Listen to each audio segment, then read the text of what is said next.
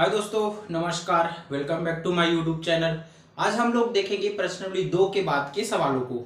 हम आज सीखेंगे n पदों का योगफल। ठीक है, या मान के चलो आपके पास बहुत सारे पद है, उसका हमें योग ज्ञात करना है। ठीक है, उस प्रकार के हम सवालों को आज देखेंगे। ठीक, उसके लिए एक सूत्र जो इस बुक में आपका दिया हुआ है उसी को हम ले लेते हैं। ठीक है, n पदों का योग या योगफल याद करना। योगफल याद करना, ये आपके बुक में दिया हुआ है। इसका सूत्र होता है आपका एस एन बराबर एन बटा 2, ये हो जाएगा आपका 2a plus N minus 1d। ठीक है जी, इधर तो आपका पहले जैसे है, ये यहाँ पे 2 लगा हुआ है और ये n बटे 2 लगे हैं। बाकी आपके पहले सवाल जैसे ही है। इसका उत्पत्ति करने से कोई फायदा नहीं है अभी। ठीक है, क्योंकि डायरेक्ट सूत्रों में मान रखने वाले आते हैं। ठीक है, एक और है, यदि आपको अंतिम पद दिया है तब, यदि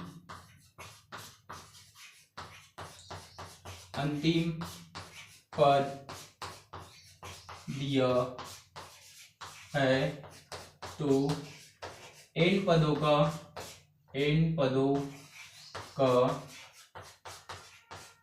योगफल ये हो जाएगा आपका एस एन बराबर n बटा 2, ये होता है आपका a प्लस l। ठीक है, जहां l क्या है, अंतिम पद। इन्हीं दोनों सूत्रों के आधार पे हम सवालों को हल करेंगे। ठीक है, अब हम देखते हैं एक छोटा सा सवाल, ताकि आप सूत्र में मान रखेंगे और आपको क्लियर हो सके। ठीक है, यहाँ पे देखिए, पहले हम यहाँ पे एनवा पद ज्ञात करते थे, अब क्या क्या ज्ञात करना है, योगफल। ठीक है, बनाने का तरीका उसी प्रकार है। हल दिया है यहाँ प्रथम पद ए का मान कितना दिया है श्रेणी में, ये पहला 5। ठीक है, सर्वांतर क्या हो जाएगा यहाँ पे, सर्वांतर हो जाएगा यहाँ पे डी का वैल्यू द्वितीय पद माइनस प्रथम पद, अर्थात ये हो जाएगा आपका -4। ठीक है, पदों की संख्या या इन पदों का योगफल कितना दिया है, 17। ठीक है, अब हम जानते हैं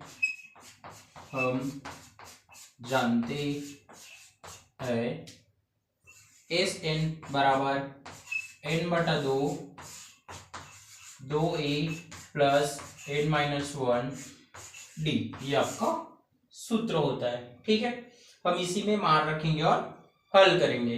ठीक है जी, यहाँ पे देखो n का मान कितना है, यहाँ पे 17, तो हो जाएगा आपका 17 बटा 2, 2 गुणी a का मान यहाँ पे कितना है 5, प्लस n का मान है 17 और d का मान है यहाँ पे -4। ठीक है, इस प्रकार आप मान रखोगे। चलिए आगे देखते हैं। ये हो जाएगा आपका S17 बराबर, ये हो जाएगा आपका 17 बटा 2। अब इधर देख लो, 5 दूनी कितना हो जाएगा आपका 10, तो हो जाएगा आपका 10 प्लस, इसमें देख लो 17 में से आप 1 घटाओगे, कितना बचेगा आपके पास 16 गुणित -4। ठीक है जी, उसके बाद अगला देखिए, ये हो जाएगा S17 बराबर 17 बटा 2, इधर ये हो जाएगा आपका 10 प्लस माइनस का हो जाता है माइनस 64 चौके 16 चौके हो जाता है आपका 64। ठीक है जी, उसके बाद यहाँ पे ये हो जाएगा आपका S17 बराबर 17 बटा 2 गुणित 64 में से आप 10 घटा दोगे, आपके पास बचेगा -54। ठीक है, फिर ये हो जाएगा आपका S17 बराबर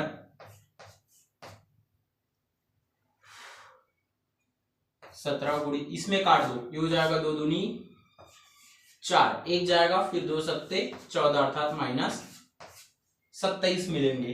ठीक है, अब यहां पे कर लो S17 बराबर, देखो 17 का पारा पढ़ लो आप। ठीक है, 17 पंचे 85, 17 छक्का 102 और 17 सत्ते 119, 119 का कितना हो जाएगा आपके पास 9, हासिल आया 11, 17 दूनी 34, 34 और 10 हो जाता है 44, 45, ये हो जाएगा 559, वो भी किस में आएगा माइनस में। ठीक है, इस प्रकार ये आंसर हो जाएगा आपका। देखो बहुत ही आसानी से आप लोग कर सकते हो, इसको याद रखिएगा, योगफल निकालना है तब ये वाला सूत्र लगेंगे। ठीक है जी, चलिए एक और सवाल करते हैं ताकि आपको और क्लियर हो जाए। ठीक, आगे देखिए डियर स्टूडेंट, ये क्या एक और नया तरीका से एक उदाहरण है। यहाँ पे देखना ध्यान से, समानांतर श्रेणी तो आपको दिया हुआ है, लेकिन कितने पद का निकालना है आपको नहीं दिया है, तो आप उसको n मान लोगे। ठीक है, हमें पता नहीं है, और उसका योगफल कितना दिया है 72। चलिए इसको एक एक करके करते हैं हम लोग हल। यहां प्रथम पद a का वैल्यू क्या हो जाएगा, यहाँ पे 17, सर्वांतर क्या निकलेगा जी, सर्वांतर क्या निकलेगा, d का वैल्यू 15 माइनस 17, द्वितीय पद माइनस प्रथम पद, अर्थात 17 में से आप 15 घटाओगे तो आपको क्या मिलेंगे -2। ठीक है, n पदों का योगफल कितना दिया है 72। ठीक है, माना पदों की संख्या, माना पदों की संख्या n है तो। ठीक, यहां लिखना वापस, हम जानते हैं कि Sn बराबर n/2 2a प्लस n-1d। ठीक है, ये आपका सूत्र होता है। अब Sn पदों, n पदों का योगफल कितना है, यही होता है 72। ठीक है, उसके बाद n का मान तो n ही है, तो n/2 2 गुणित a का मान यहाँ पे कितना है 17 प्लस n तो n ही है, d का मान कितना निकला यहाँ पे -2। ठीक है, इतना करने के बाद चलिए आगे देखते हैं। 2 को हम पक्षांतर कर देंगे तो ये हो जाएगा आपका 72 गुणित 2, क्योंकि जो अभी भाग में है पक्षांतर होगा तो वो गुणे में चला जाएगा। आपका इधर बचा n, ये देखो ये हो जाएगा आपका 17 दूनी 34, तो ये हो जाएगा आपका 34, और ये हो जाएगा आपका -2n और माइनस माइनस का प्लस 2 एकम 2 d। ठीक है जी, यहाँ पे d, अच्छा d तो है, हो गया है, सॉरी, इतना कंप्लीट। चलिए आगे देखते हैं। यहाँ पे देखो ध्यान से, 2 दूनी 4 हो जाएगा, और ये हो जाएगा 2 सत्ते 14, ये हो जाएगा आपका 34n, और ये हो जाएगा 2 दूनी 4n, ये हो जाएगा माइनस, क्योंकि प्लस माइनस का माइनस होगा, n की घात 2, क्योंकि ये वाला n इस n के साथ गुणा होगा, और ये लास्ट में 2n, अर्थात ये जो बाहर n है इन तीनों के साथ गुणा होगा। एक बार 34 के साथ होगा, एक बार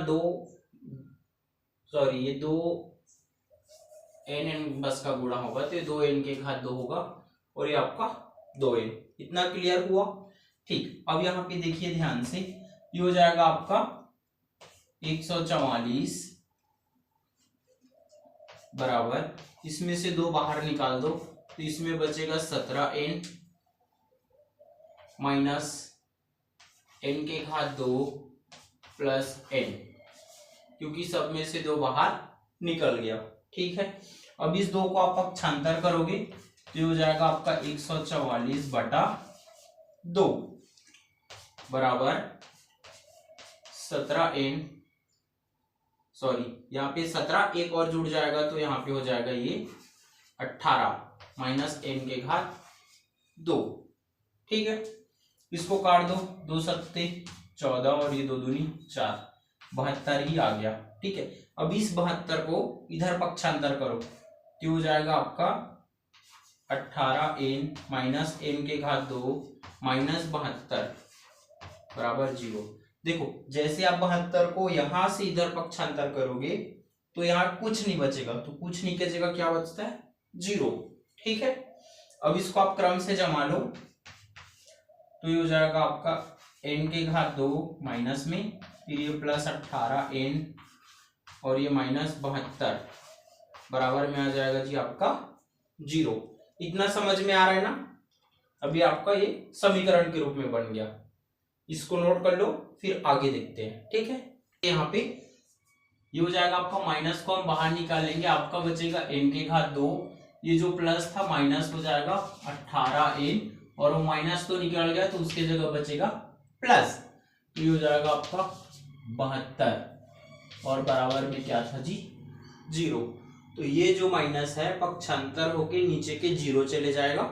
0 को किसी भी संख्या से भाग करो या गुणा करो 0 ही आता है, तो ये हो जाएगा आपका n के घात 2 माइनस 18n प्लस 72 बराबर 0।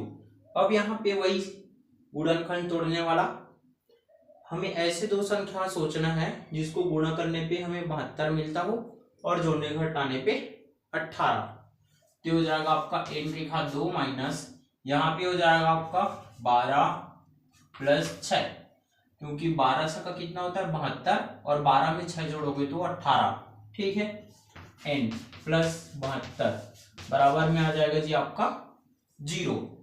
अब इसको आगे हल करेंगे, n माइनस अंदर चला जाएगा तो माइनस 12n और ये प्लस माइनस का माइनस 6n प्लस 72 बराबर 0। ठीक है, इन दोनों में कॉमन क्या निकलेंगे आपका उभयनिष्ठ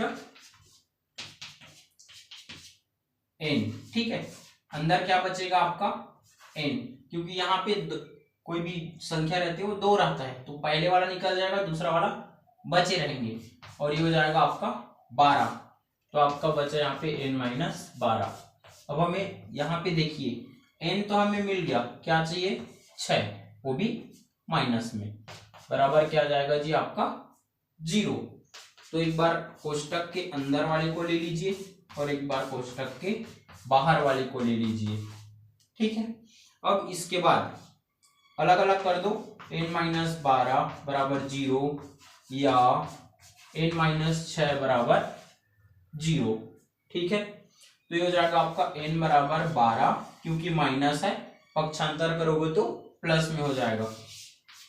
उसी प्रकार ये भी हो जाएगा आपका माइनस है, पक्षांतर करोगे तो प्लस में आ जाएगा, अर्थात ये दोनों मान ही सही हैं। यहां लिख देना, अतः n के दोनों मान सही है,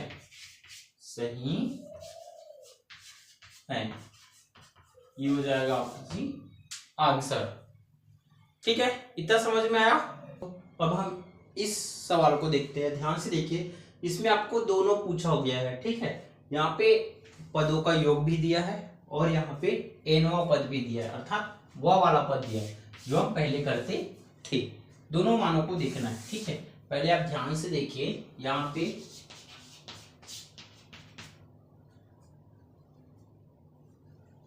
पे नोटिस कीजिए पदों की संख्या कितनी है 14, अर्थात ये हो जाएगा आपका यहाँ पदों की संख्या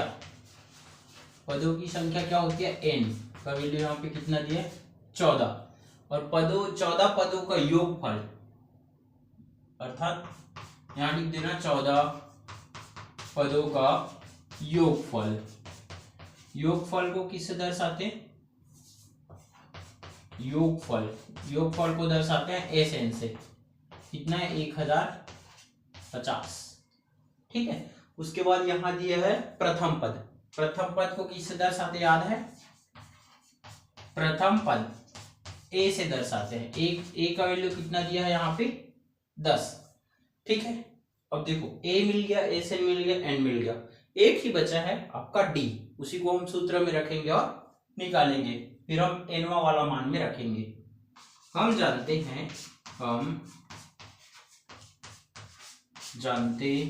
हैं कि एस एन बराबर एन बटा 2a plus N minus 1 D, ये आपके सूत्र होते हैं। ठीक।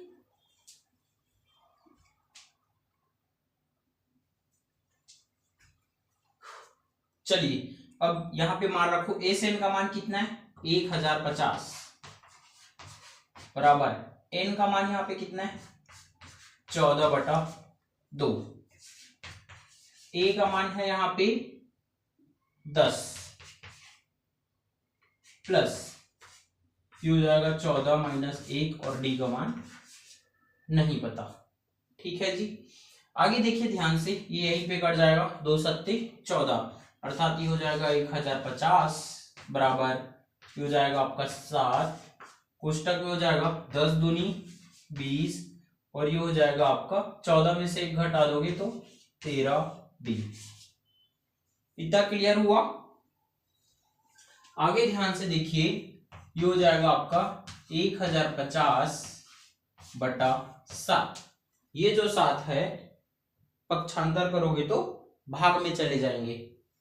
इधर बचा आपका 20 प्लस 13d। ठीक है। इसको कटाते हैं, 7 एकम 7, 3 बचेगा, इधर आ जाएगा 7 पंचे 35 और ये हो जाएगा 0 का 0। ये हो जाएगा आपका 20 प्लस 13d। ठीक है। अब ये जो 20 है इसको पक्षांतर कर दो तो हो जाएगा आपका 150 माइनस 20। ठीक है। इधर बचा आपका 13d। 150 में से आप 20 घटाओगे तो आपके पास बचेगा 130 और इधर बचेंगे 13d। अब यहां इसको बदल दो, या 13d बराबर 130। ठीक है जी। तो आपका फाइनल डी का वैल्यू आ जाएगा आपका 130/13। हो जाएगा 13 एकम 13, अर्थात डी का वैल्यू हो जाएगा आपके पास 10। इतना समझ में आया? बहुत ही आसानी से, क्वेश्चन दिखने में लंबा है लेकिन बहुत ही आसानी से कर लोगे। अब आपको देखिए ध्यान से, डी मिल गया, ए मिल गया, एन मिल गया, हमें कौन सा पद निकालने के बोल रहा है? 20वां पद। ठीक है। इसी को हम लोग करते हैं। प्रश्नानुसार यहां लिख देना, प्रश्नानुसार